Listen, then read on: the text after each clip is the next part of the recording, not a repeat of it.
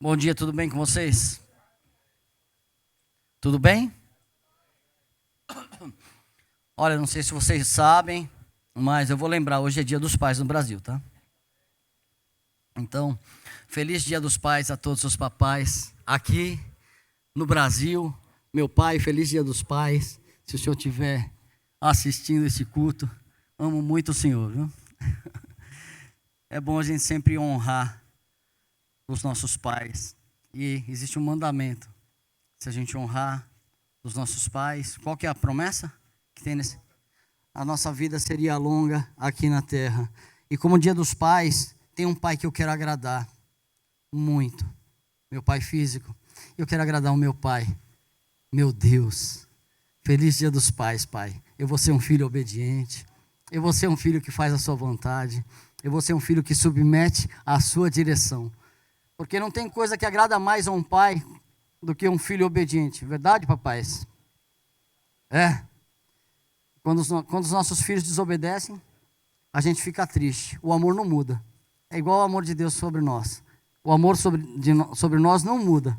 Mas quando a gente agrada a Ele, é diferente. Ele sente, Ele fica muito contente. E nós fomos restaurados para sermos filhos de Deus. Nós fomos adotados e enxertados na videira verdadeira para agradar ao nosso Pai. Amém?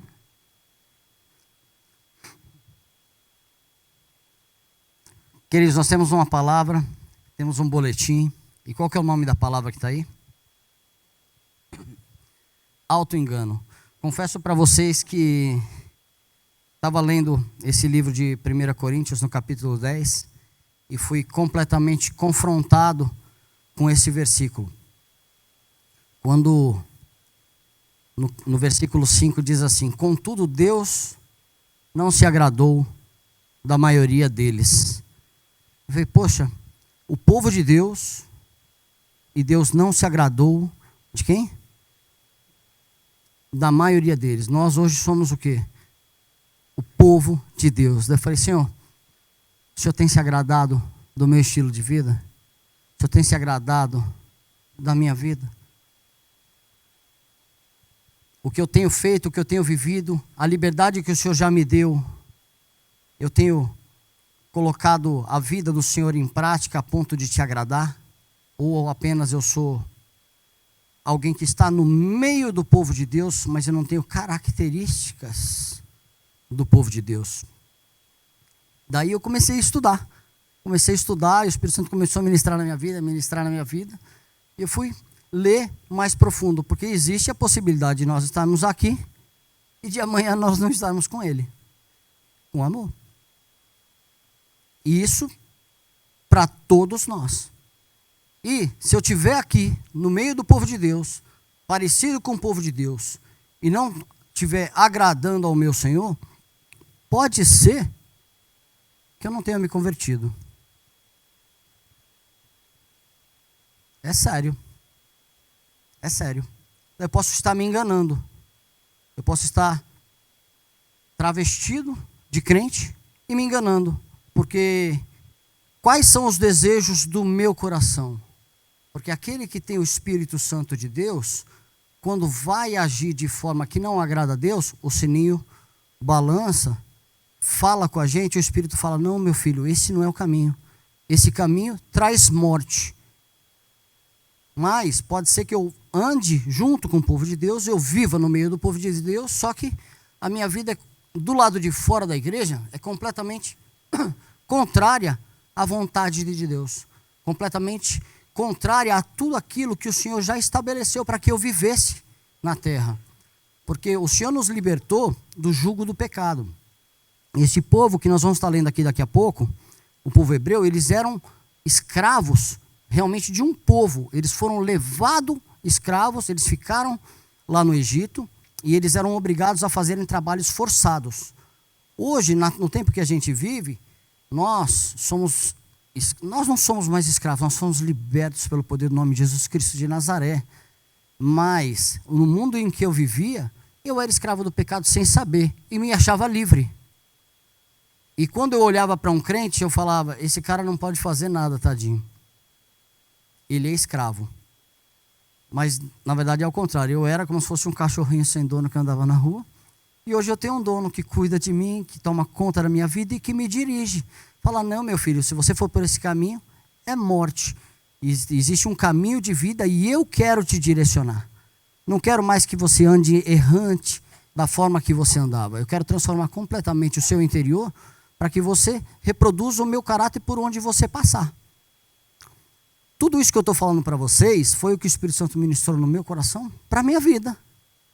Porque pode ser que eu esteja aqui pregando para vocês e eu esteja me enganando, achando que eu estou fazendo a vontade de Deus.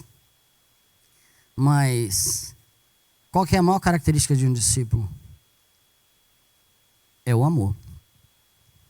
Se eu falo que amo a Deus e tenho dificuldade de amar o meu irmão que está com algum problema, com alguma situação, será que o Espírito Santo está agindo na minha vida?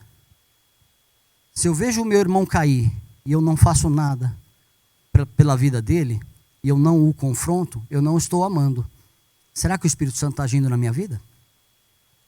Então essa mensagem é uma pequena reflexão para a gente, para que a gente traga uma análise, é uma advertência, porque o objetivo de Deus é restaurar a todos, e Ele vai fazer isso nas nossas vidas, amém?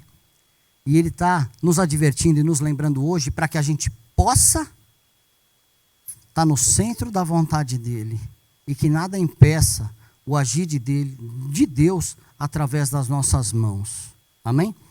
Vamos entender um pouquinho? As pessoas deixam de receber o melhor de Deus por não entenderem as novas fases e os novos alvos de suas vidas.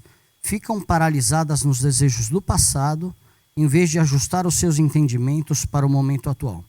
Isso é o que estava acontecendo com o povo de Israel, porque eles eram escravos, eles estavam sob o jugo da escravidão, e eles já sabiam qual era a rotina deles diária. Acordar, devia ter uma alimentação, o que fosse, iam trabalhar, tomar chicotada, voltar à tarde, estavam reunidos. Mudou a vida deles. Eles clamaram para que o Deus libertasse, Deus os libertou. E só que mudou completamente a vida deles. Eles tinham uma liberdade que eles não estavam acostumados, mas eles tinham que aprender que eles tinham que se submeter a um líder que foi levantado por Deus. Não estou falando isso para que vocês se submetam aos seus pastores, não. Eu estou trazendo a realidade do momento, o que estava acontecendo com eles. E eles não souberam lidar com essa liberdade. Eles não conseguiram trocar a fase. Eles eram escravos, passaram a ser livres. Quais eram os objetivos de um escravo? O objetivo deles era que eles pudessem dormir, comer e trabalhar na escravidão. Chegou num ponto, quando eles estavam já no período de deserto, eles tinham que trabalhar. Não, nesse período eles nem trabalhavam. Eles recebiam um maná que caía do céu. Mudou a vida deles. Eles viram o sobrenatural. Eles viram tudo. Mas eles não souberam lidar com essa fase. A mentalidade de escravo ainda estava muito dentro do coração deles. E por isso, Deus não se agradou da maioria deles. Vou ler um texto, é um pouco extenso, que está em 1 Coríntios 10, a partir do versículo 1. Porque não quero, irmãos, que vocês ignorem o fato de que todos os antepassados estiveram sob a nuvem e todos passaram pelo mar. Em Moisés, todos eles foram batizados na nuvem e no mar. E todos comeram o mesmo alimento espiritual e beberam a mesma bebida espiritual, pois bebiam da rocha espiritual que os acompanhava. Lê comigo esse pedaço. E essa rocha era Cristo. Versículo 5. Contudo, Deus não se agradou da maioria deles. Por isso, os seus corpos ficaram espalhados no deserto. Essas coisas ocorreram como exemplos para nós, para que não cobicemos coisas más como eles fizeram. Não sejam idólatras, como alguns deles foram. Conforme está escrito, o povo se assentou para comer e beber, e levantou-se para se entregar à farra.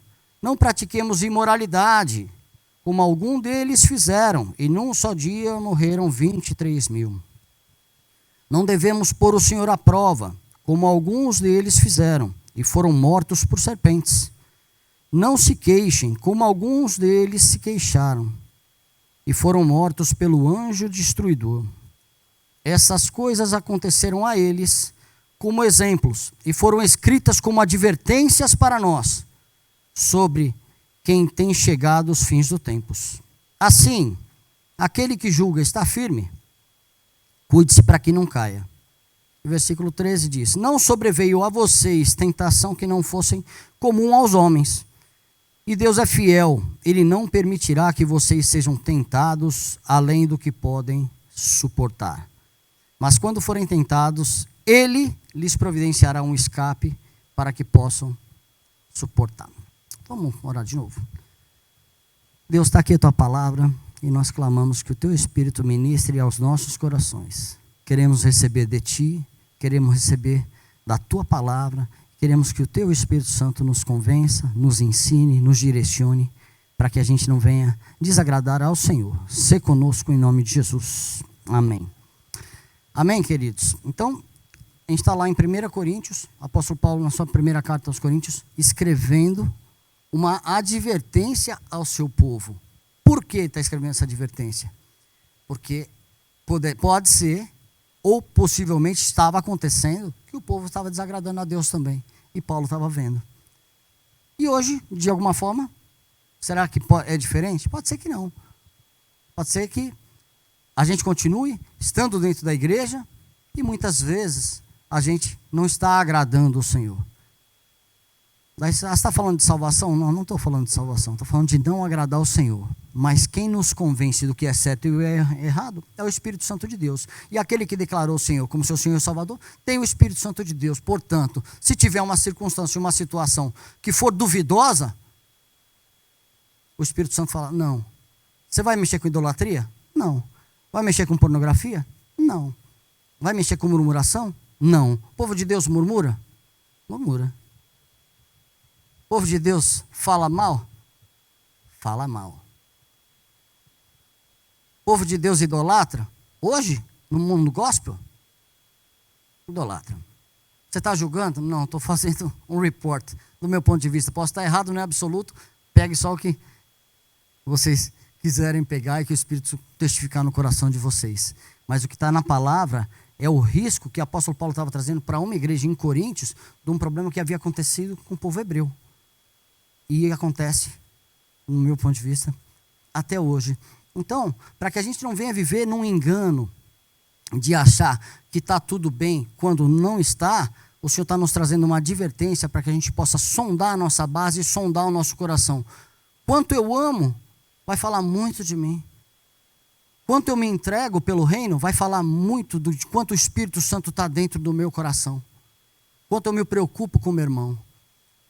E esse povo continuou perecendo e continuou pecando porque eles queriam satisfazer somente os desejos deles. Eles clamaram por libertação, viram milagres, maravilhas, viram todas as pragas. Quando foram libertos, levaram todos os despojos, os ouros, os animais.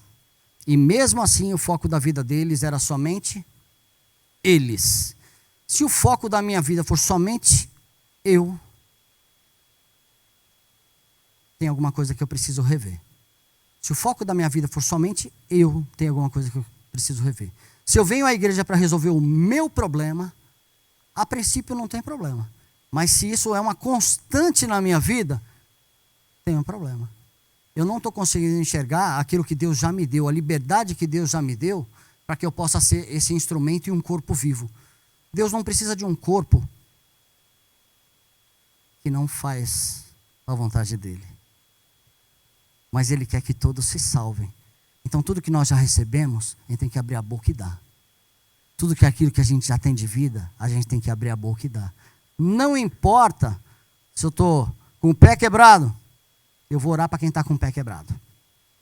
Não importa se meu casamento não está bem, eu vou me pôr diante de Deus e eu vou orar, porque o poder é de Deus. E nós somos um instrumento. E nada pode nos paralisar. Todas as palavras servem de advertência para as nossas vidas, para que a gente deixe de ficar paralisado, para que a gente caminhe na direção do reino de Deus. E com isso a gente é curado. Com isso a gente é curado. Quando a gente está com muito problema, se a gente for visitar um irmão no hospital, nosso foco muda completamente. Se eu falo assim, eu vou pintar meu carro de azul ou verde, daí você fala, o irmão está com câncer no hospital. E tem gente que murmura e briga por causa disso. Por causa da cor do carro, por causa da cor da parede da casa. Não é, Heron? E às vezes a gente perde o foco com coisas tão pequenas e existe uma vida maravilhosa que Deus tem para nos dar. E a gente está preso em uma pequena porção do nosso próprio umbigo que nos impede do reino avançar nas nossas vidas. Não tem coisa mais gostosa do que se sentir sendo um instrumento de Deus, ou quando você pode descer na piscina do batismo, ou na praia, com uma pessoa que você falou do amor de Cristo para ela. Quem já passou por isso, fala, é verdade? Não tem, é bom demais. É bom demais, a gente vê os rostinhos, a gente conhece a história de muitas pessoas, é bom demais ver a transformação. E é só fase, são fases. Em que fase nós paramos? Eles rapidamente perderam a mente deles e voltaram com as características do passado. As características descritas nesse texto, está no boletim de vocês. Eles eram, vamos ler comigo?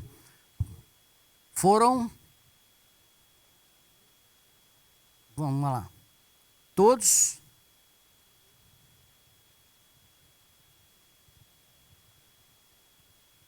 contudo Deus, por que Deus não se agradou da maioria deles? Ponto 1. Idolatria. 1 Coríntios 10, 7. Não sejam idólatras, como alguns deles foram, conforme está escrito: o povo se assentou para comer e beber, e levantou-se para se entregar à farra. Em Êxodo 32, 1, 5 e 6, conta essa história. E diz assim, são mais versículos, mas eu peguei só esses 3. O povo, ao ver que Moisés demorava a descer do monte, juntou-se ao redor de Arão e lhe disse: venha, faça para nós deuses que nos conduzam. Pois, olha como eles estavam tratando Moisés. Pois este Moisés, o homem que nos tirou do Egito, não sabemos o que lhe aconteceu. E Arão, o irmão dele, vendo isso, Arão edificou um altar diante do bezerro que ele mesmo havia feito. Amanhã haverá uma festa dedicada ao Senhor. Na manhã seguinte, ofereceram holocaustos e sacrifícios de comunhão.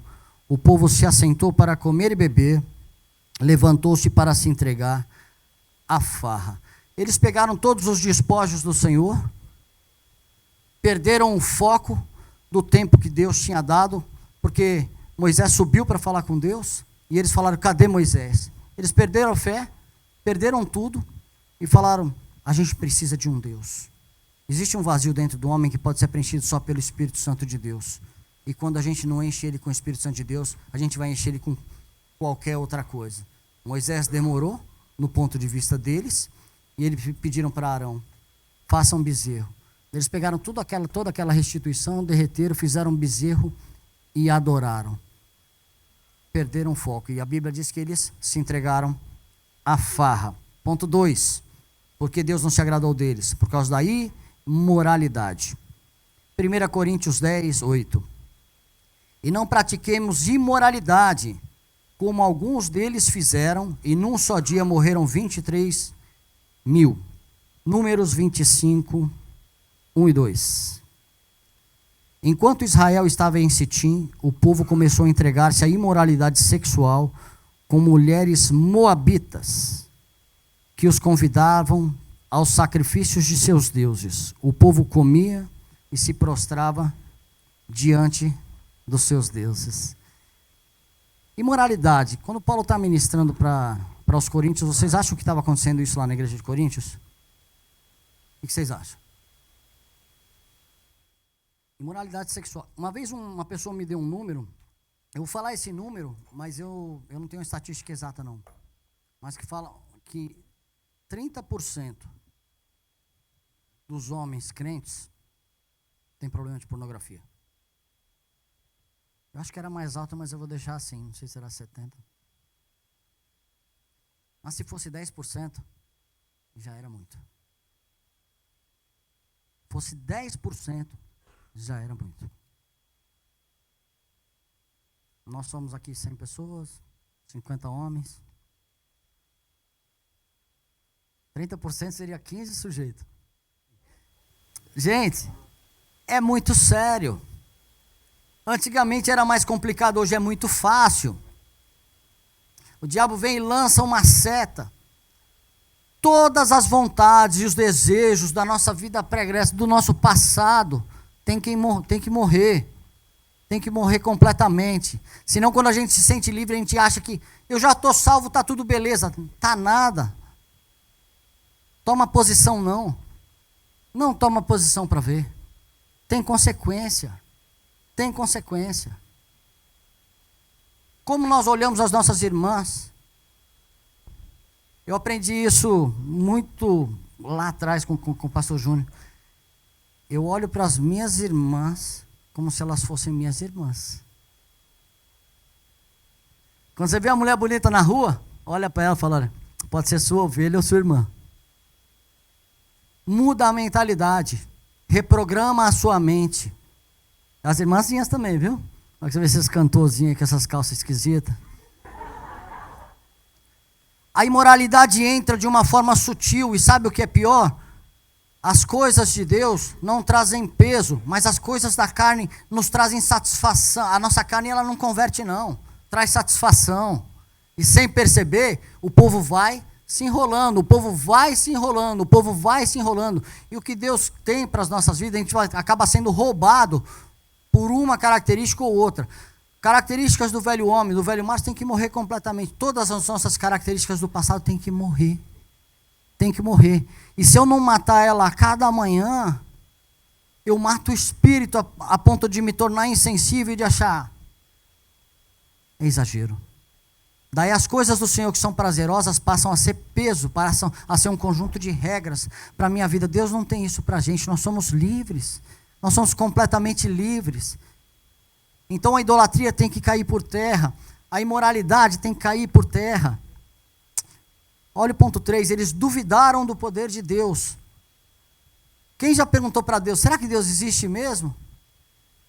Olha só, eles viram os milagres, eles viram as maravilhas, eles viram as pragas, eles viram o anjo da morte passar, matar todos os primogênitos no Egito, eles foram libertos, o mar se abriu e eles duvidaram de Deus.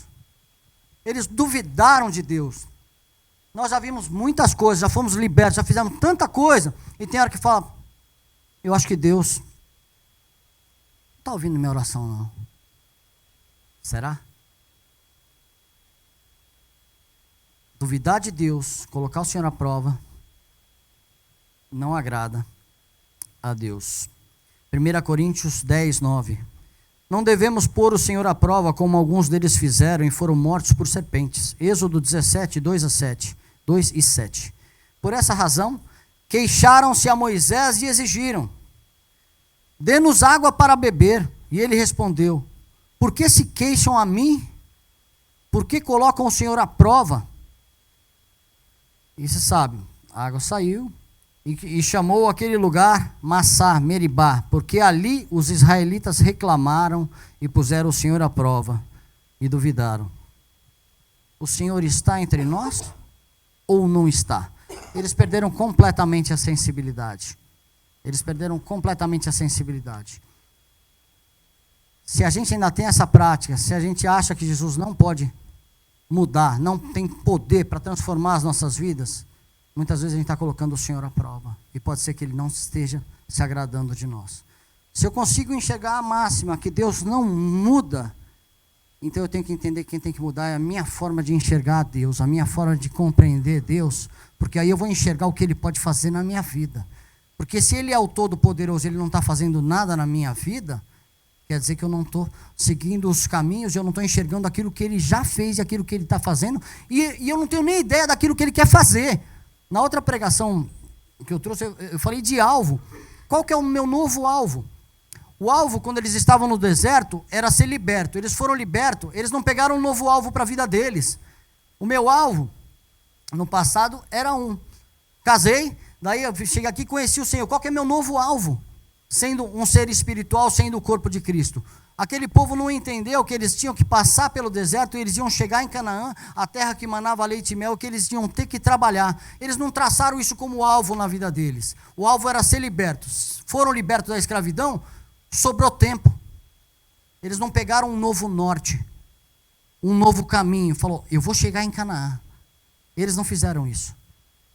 Daí ficou frouxo. Nós, como povo de Deus, se nós não traçarmos um alvo espiritual para as nossas vidas, nós não vamos crescer. Vamos passar 30 anos sentado aqui e com a característica da próximo item que eu vou falar, murmurando. Murmurando.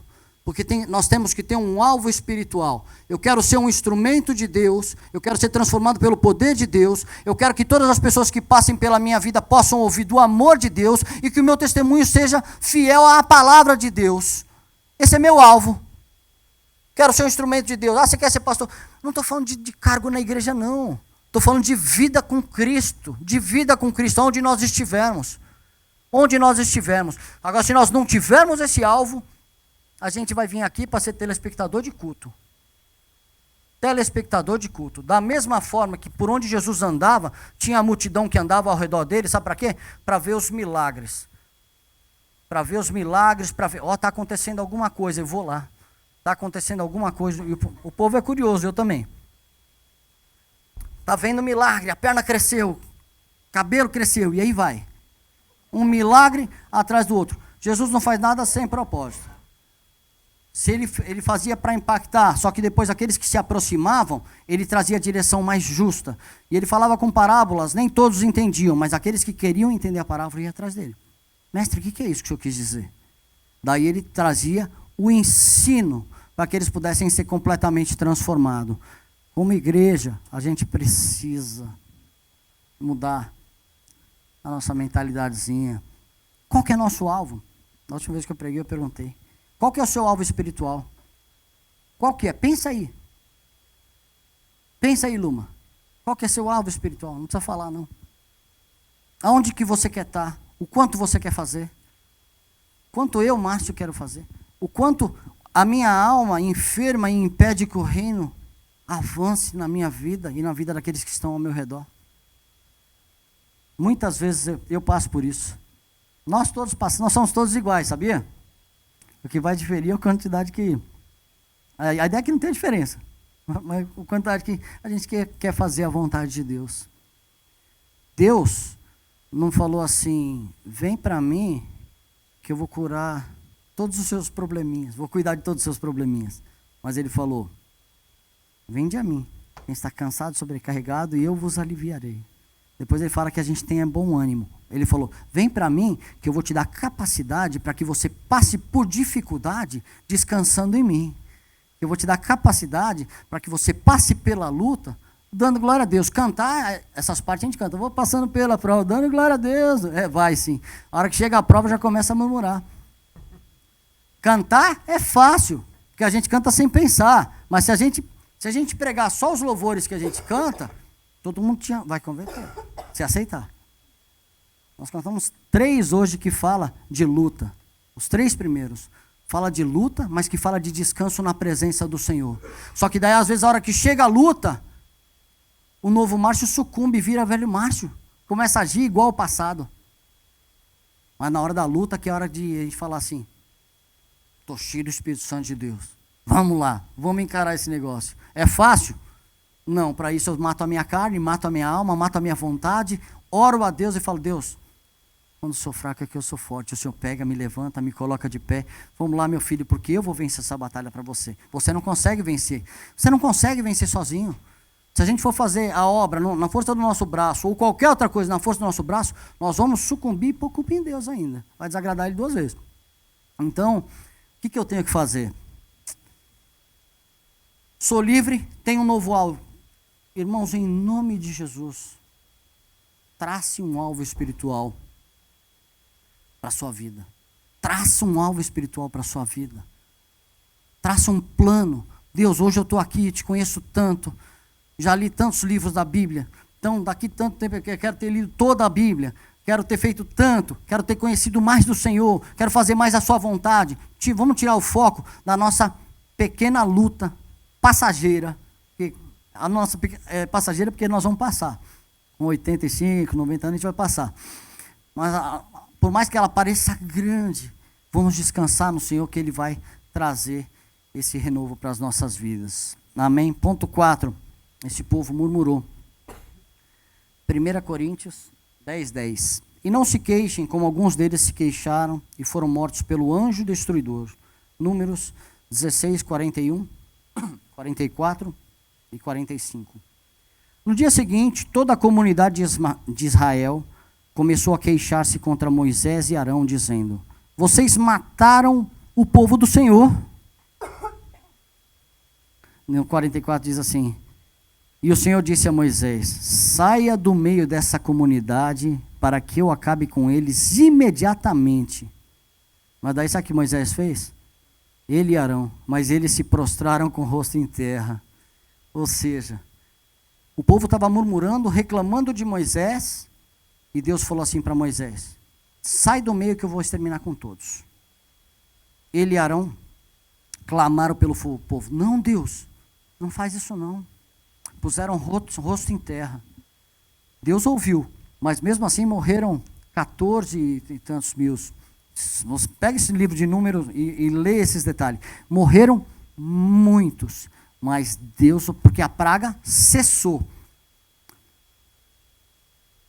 Quando alguém peca, quando você anda, aqui a gente costuma andar junto, quando alguém anda, a gente anda junto. Daí a pessoa pisa na bola uma vez, 2 vezes, 3 vezes, 4 vezes, 5 vezes, 10. Daí Deus não precisa nem falar, a gente já pega e dá um chute nele, né?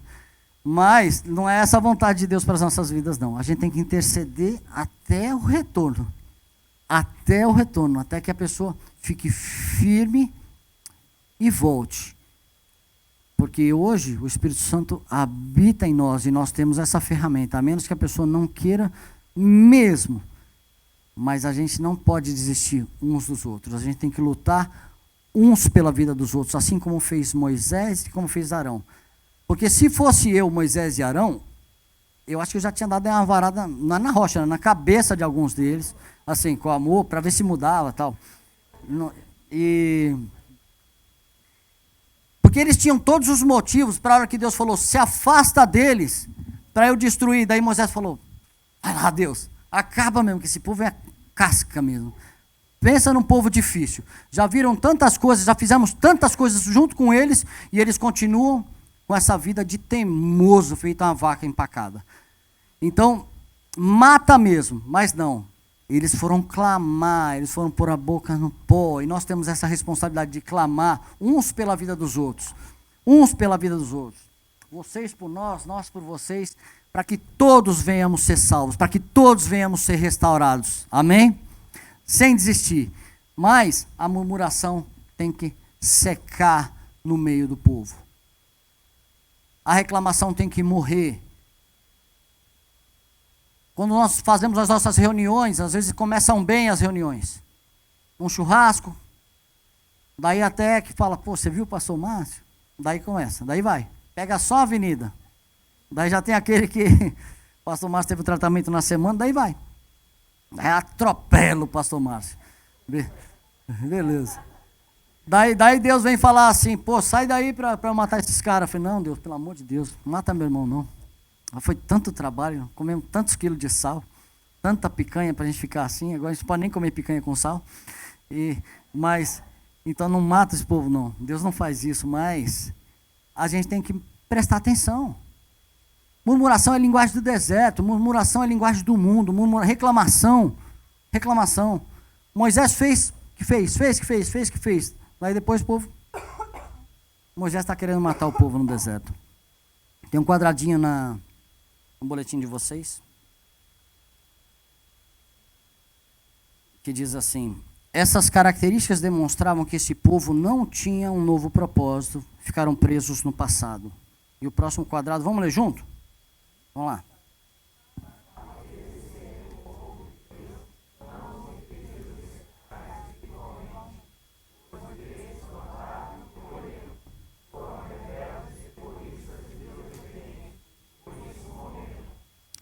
O que eles plantaram, colheram. Então, o fato de nós sermos o povo de Deus não vai impedir de nós secarmos espiritualmente. E o secar espiritualmente é uma coisa real no nosso meio. Todos podemos passar por isso. E eu estou trazendo essa advertência aqui, da mesma forma que Paulo levou os coríntios, para que o Senhor venha regar os nossos corações. Porque existem muitas áreas da minha vida que eu sequei. E não quero ficar seco. Existem muitas áreas do povo da igreja que secaram, que secou. Nessa área eu vou bem, nessa área espiritual eu não vou. Eu sequei, eu não quero. O eu não quero não faz parte do nosso, não deve fazer parte do nosso linguajar. Então, se eu não quero fazer determinada coisa no mundo espiritual, quer dizer que eu sequei. Eles haviam secado, eles não criam mais. Por quê? Porque eles tinham essas 4 características, da idolatria, da prostituição, da libertinagem, da murmuração, de duvidar de Deus. E nós não estamos nesse lugar. E muitas vezes a gente secou, mas a gente não está recebendo o renovo. A gente estava num momento de intercessão ali, daí a Cris abriu um versículo que fala dos cheiros das águas, né? No cheiro das águas vai brotar das águas do Espírito Santo de Deus sobre as nossas vidas. E Ele quer fazer isso com as nossas vidas. Ele quer nos levar para esse lugar. Ele quer nos transformar completamente. Ele quer carimbar as nossas vidas, para que a gente não venha mais ficar seco e paralisado. Quando eu seco, quando eu entristeço, além de eu morrer, eu mato a minha esposa, meus filhos e meu círculo de amigos. Sabia? Já parou para pensar na sua responsabilidade? Se eu seco, se eu deixo de produzir aquilo que Deus me deu, eu mato minha vida, a minha esposa, os meus filhos e meu ciclo de amigos. É muito sério. Deus não tem isso para as nossas vidas. Deus quer nos fazer um povo vivo, um povo vibrante, um povo cheio da presença dEle. E que todos, quando conversarem, o Espírito Santo que habita em nós se move com alegria, porque existe amor, porque existe desejo de estar junto, porque existe desejo de fazer a vontade de Deus. Amém? A árvore ela é reconhecida pelos frutos. Quando o joio e o trigo estavam crescendo, o que Jesus falou? Vocês lembram? Para deixar que eles crescessem. Ou seja, o joio e o trigo cresce e a gente não percebe.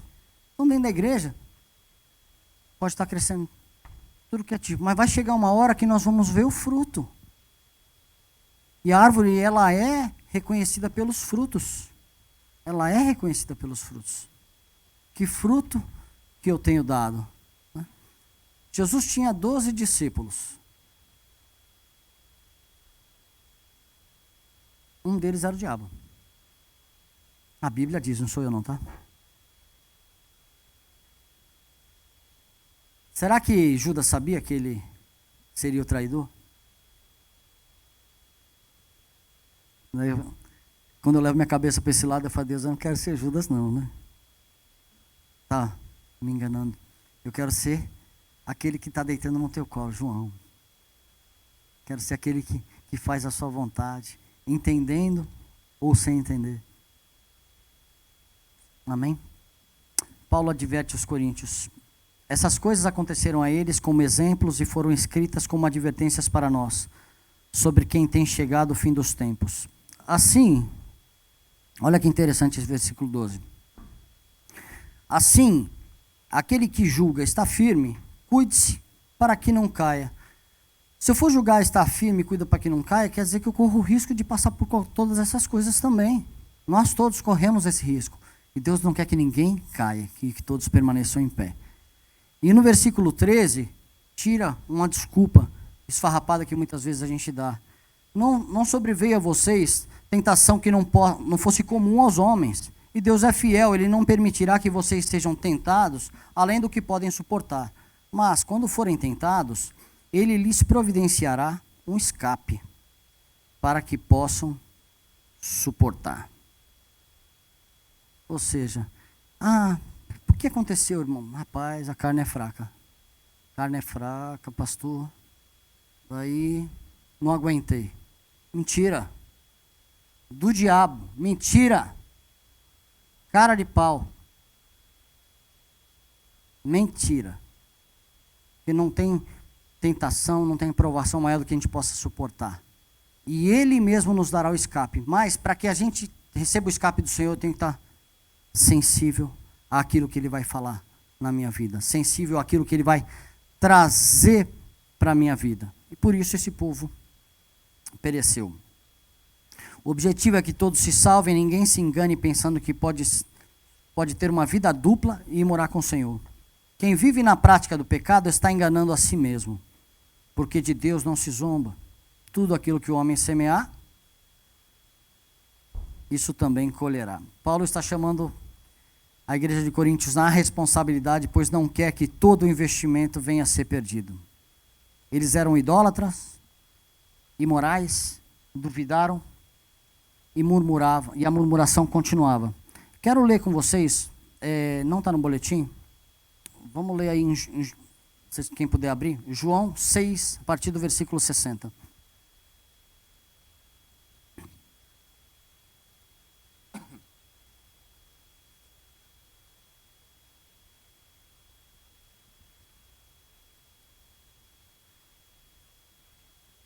O tema dessa parte na Bíblia está assim: muitos discípulos abandonam Jesus. Ao ouvirem isso, muitos dos seus discípulos disseram: dura esta palavra, quem pode suportá-la? Muito de quem? Dos seus discípulos. Sabendo em seu íntimo que os seus discípulos estavam se queixando do que ouviram, Jesus lhes disse: isso vos escandaliza? O que acontecerá se vocês virem o Filho do Homem subir para onde estava antes? O Espírito dá vida. A carne não produz nada que se aproveite. As palavras que eu lhes disse são espírito de vida. Contudo, há alguns de vocês que não creem. Pois Jesus sabia que desde o princípio quais deles criam e que o iriam trair. E prosseguiu: é por isso que eu lhes disse que ninguém pode vir a mim a não ser que isso lhe seja dado pelo Pai. Daquela hora em diante, muitos dos seus discípulos voltaram atrás e deixaram de segui-lo, até o 68. Jesus perguntou aos 12, vocês também querem ir? Daí o que Pedro falou?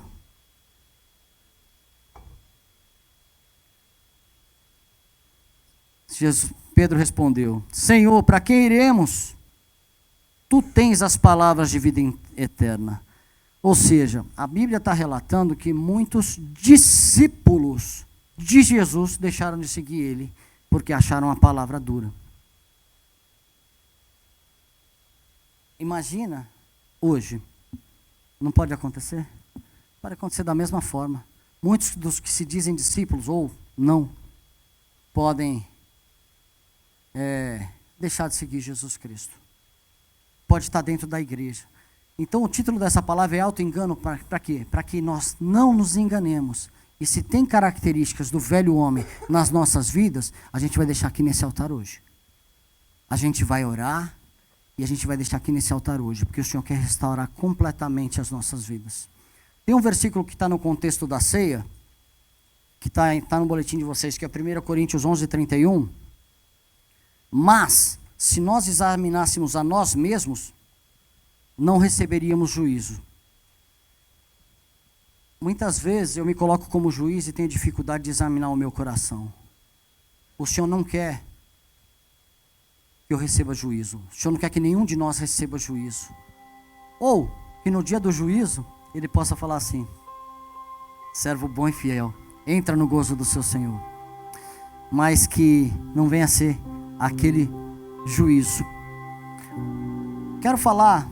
Quero construir uma história para que vocês me ajudem a pensar. Imagina que eu vi que esse fim de semana alguns irmãos andaram de jet ski no lago ou no mar, não sei. Imagina que você está andando de jet ski, está lá no marzão, está com jet ski, uma corda, daí tem um colete salva-vidas lá, e você encontra uma pessoa se afogando, o que você faz? O que você faz, garoto, Divaldinho? O que você faz se você tiver com jet ski? Eu paro e ajudo. E se naquele dia você tiver brigado comigo, o que você faz? Paro e ajudo da mesma forma. E se você tiver brigado com a Simone? Também ajudo. Se você tiver chateado com o pastor Marciano?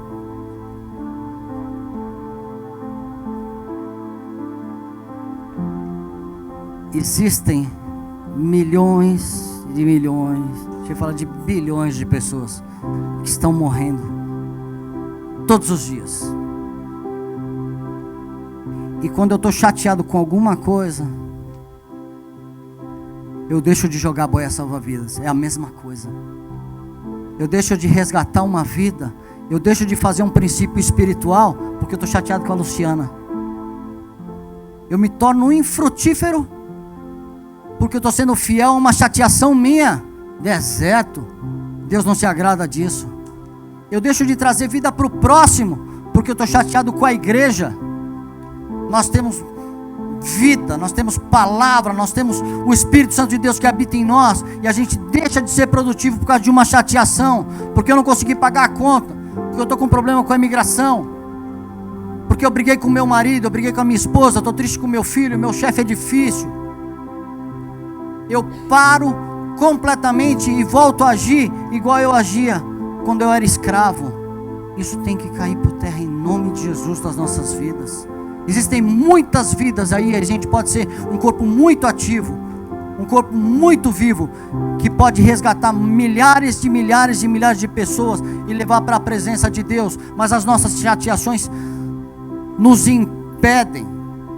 Quantas vezes eu, Márcio, deixei de vir para a igreja porque estava chateado com alguém aqui? Várias vezes. Cheguei a ponto de falar: Luciano, você não vai na vigília, que eu estava triste com o pessoal.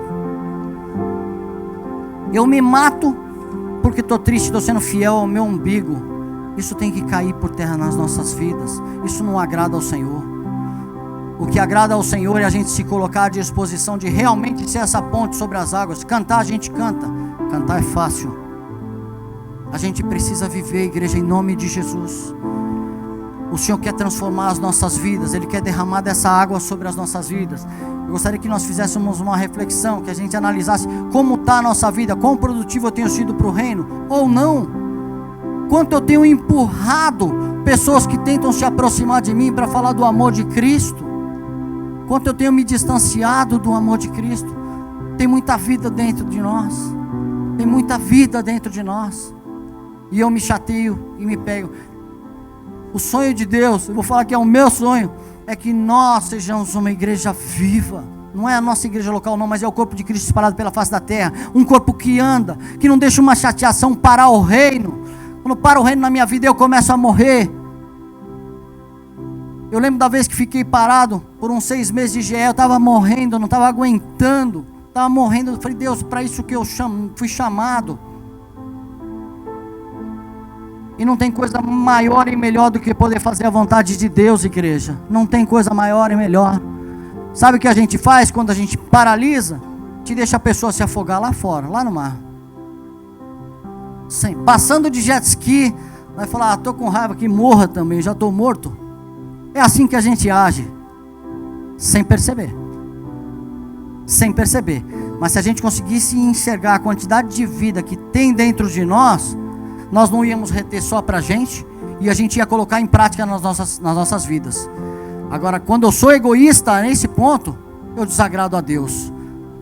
Quando eu estou surdo, quando eu não ouço o Espírito Santo falar mais no meu coração, tem alguma coisa errada. Tem alguma coisa errada.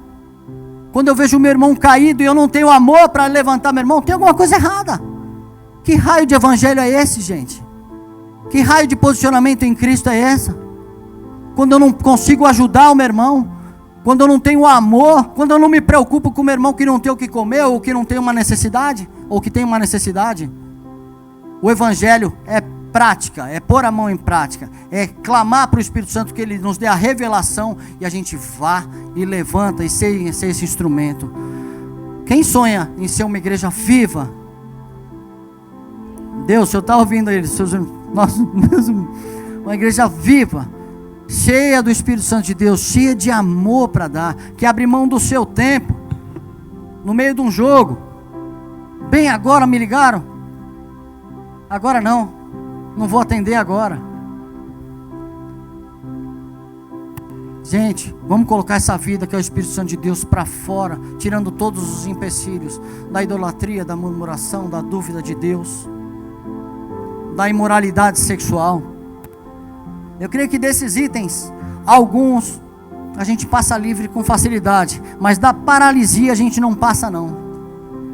E muitas vezes a gente deixa uma pessoa se afogar. Deus coloca responsabilidades nas nossas mãos. Pais e mães, assim, vocês não têm ideia do tamanho da responsabilidade que nós temos sobre a vida dos nossos filhos, pelo fato de nós buscarmos a Deus ou não buscarmos, deles verem a gente se relacionar com a palavra ou não, deles verem como o marido trata a mulher, como a mulher trata o marido, eles vão falar, quero casar ou não. Nós somos modelo em tudo, e o Senhor quer restaurar todas as nossas vidas. Eu preciso dessa oração. Eu preciso dessa oração. Nos acostumamos com o que temos e até mesmo esquecemos que a nossa vida é passageira e um dia iremos estar com o Senhor. Situações nos sugam e nos fazem desanimar a ponto de secarmos espiritualmente, assim como o povo de Deus. Eles não achavam que o juízo poderia vir sobre eles. Não importa como você está se sentindo, como eu estou me sentindo, quais são as situações que já sugaram ou estão sugando as nossas vidas. O Senhor quer tocar nas nossas vidas, quer restaurar as nossas vidas, quer transformar e nos colocar de pé. Se a gente estiver paralisado, se sente paralisado, Ele vai tocar nas nossas vidas, porque esse é o prazer dele. Ele está à disposição, Ele habita em nós. Não importa o que esteja acontecendo, o Senhor quer falar e quer tocar nas nossas vidas hoje. Ele quer ministrar nos nossos corações hoje.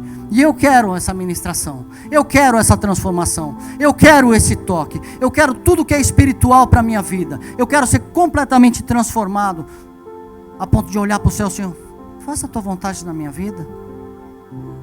Mata esse velho Márcio de uma vez por todas, para que essa vida possa sair de dentro da minha boca, de dentro das minhas atitudes, de tudo que eu for fazer.